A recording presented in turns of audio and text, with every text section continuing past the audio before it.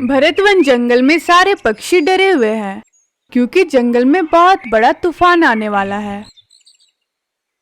सारे पक्षी परेशान होकर खड़े हुए थे। उन्हें डर था कि अगर बड़ी बारिश होगी तो सारे पक्षी के घोंसले तबाह हो जाएंगे। जंगल वासियों, हम सब पर एक बहुत बड़ी विपदा आने वाली है। हमारे मौसम की जानकारी देने वाले पंछियों ने यह सूचना दी है कि 2 से 3 दिनों में बारिश के साथ साथ एक बहुत बड़ा तूफान आने वाला है। आप सबको जल्द से जल्द अपने घोंसले मजबूत करने होंगे। सारे पक्षी डर के मारे सब एक दूसरे को देख रहे थे। उसमें से एक पक्षी ने कहा, महाराज, हम 2 दिनों में कैसे घोंसला बनाएंगे? लकड़ियां जमा करने में ही हमें 7 से 8 दिन लग जाएंगे। तुम चिंता मत करो, हमने इसकी व्यवस्था पहले से ही कर ली है। हमारे राज भंडार में कुछ लकड़ियां जमा हैं। आपातकालीन समय के लिए हमने इसे रखवाया था। अब इसके इस्तेमाल का समय आ गया है। हमारे भरतवन राज्य के सिपाही आपके घोंसले के नीचे कुछ लकड़ियां रख देंगे। आपको सिर्फ अपने घोंसले मजबूत करने होंगे। चलो, अब घोंसले ठीक करने में लग जाओ। सारे पक्षी अपने अपने घोंसले की तरफ निकल पड़े। अब मैं क्या करूं? मेरा तो इस दुनिया में कोई नहीं है। अब मुझसे ये सब काम भी नहीं होते। तुम चिंता मत करो बुल्ली मौसी, मैं हूं ना आपके साथ। हम दोनों मिलकर अपना घोंसला बनाएंगे ताकि दोनों का समय बच जाए। नहीं नहीं, मुझे किसी का एहसान नहीं चाहिए। अगर तुमने कहीं बारिश के समय घोंसले से बाहर निकाल दिया तो मेरा क्या होगा फिर? मैं कहाँ पे जाऊंगी? ऐसी बात नहीं है बुल्ली मौसी, मैं तो हम दोनों के भले के लिए कह रही थी, ताकि हम दोनों का समय बच जाए।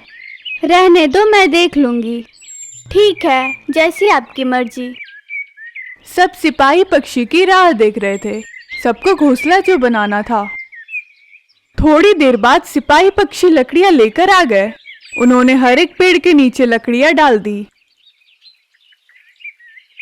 बुल्ली मौसी और पारू लकड़ियों के पास आ जाती है। उन दोनों से पहले कालू कौवा और कालिया कौवा वहां पहुंच चुके थे।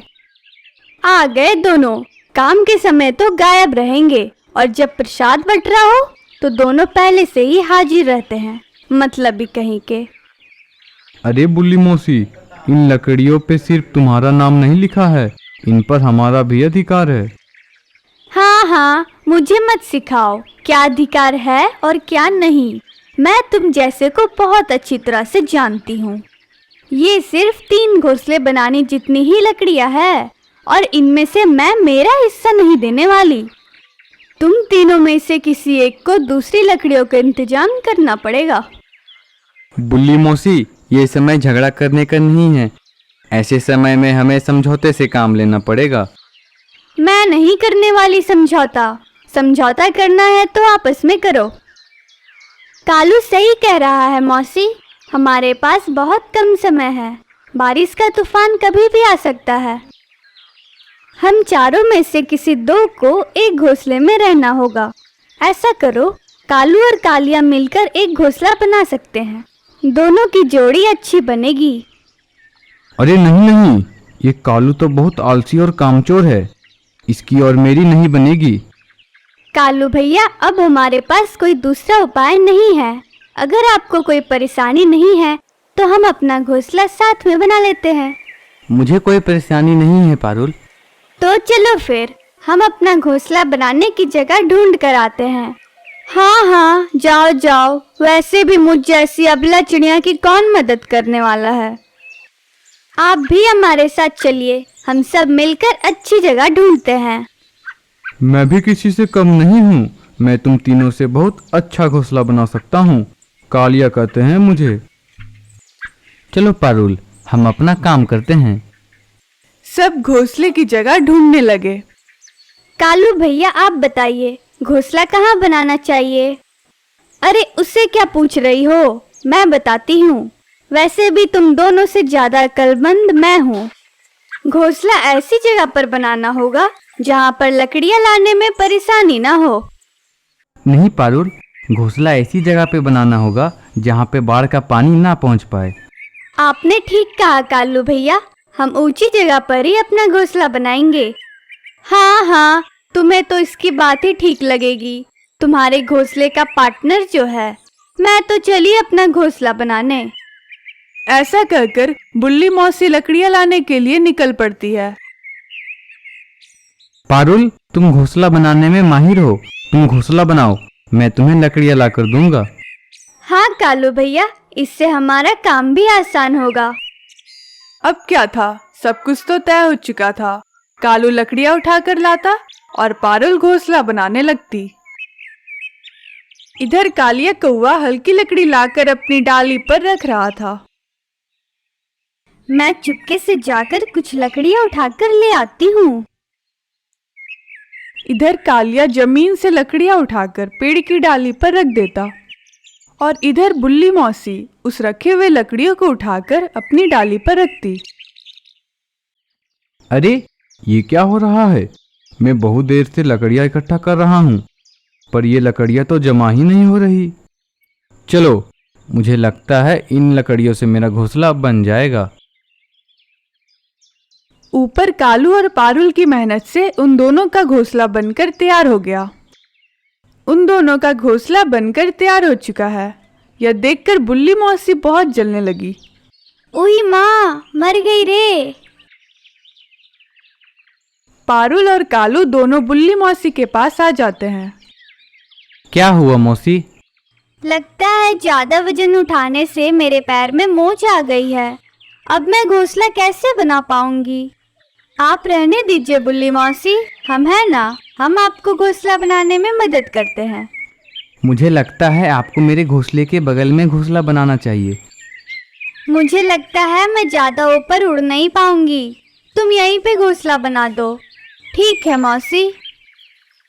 ऐसा कहकर पारुल और कालू ने बुल्ली मौसी का घोंसला बनाना चालू कर दिया। बुल्ली मौसी मस्त आराम कर रही थी और दोनों घोंसला बनाने में लग गए। थोड़ी देर में ही घोंसला बनकर तैयार हो गया। लो मौसी, घोंसला बनकर तैयार है। अब हम सबको अंदर जाना होगा, वरना बारिश का तूफान कभी भी आ सकता है। इधर कालिया ने जैसे तैसे कर कर अपना घोंसला तैयार कर लिया और वैसे ही अंदर जाकर सो गया। कालू भैया, मुझे नहीं लगता है कि बारिश 4-5 दिन तक रुकने वाली है। हमें अनाज का प्रबंध करना होगा। हाँ पारुल, मुझे एक जगह के बारे में पता है, वहाँ पे बहुत सारा अनाज है। हम जाकर वो अनाज लेकर आते हैं। दोनों ने 4 से 5 दिन चलने तक का अनाज इकट्ठा कर लिया। रात हो गई, सब अपने अपने घोंसले में बैठे हुए थे। तभी तेज बारिश के साथ साथ बहुत बड़ा तूफान भी आ गया। हम आशा करते हैं कि बारिश ज्यादा तेज ना हो। पूरी रात जैसे तैसे निकल गई। कालिया कौवा मजे में सो रहा था।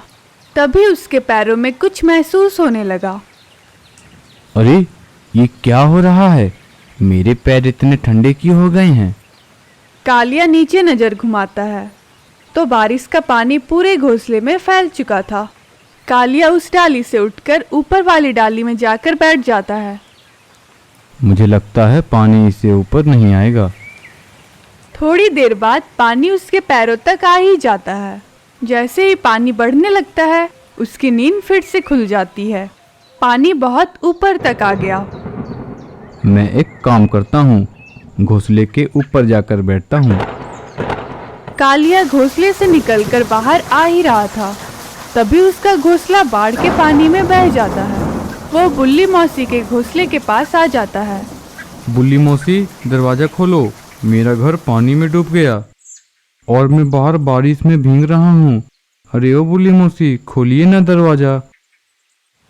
बुल्ली मौसी को कालिया कौवा की आवाज सुनाई दे रही थी, पर वो सुनकर भी अनसुना कर देती है। ये तो बुल्ली मौसी की आदत है, किसी की मदद ना करना और खुद की भलाई के बारे में सिर्फ सोचना। कालिया कौवा पारुल के घोंसले के पास आ जाता है। कालू, पारुल, दरवाजा खोलो, मेरा घर तो डूब गया, मुझे अपने घर में ले लो।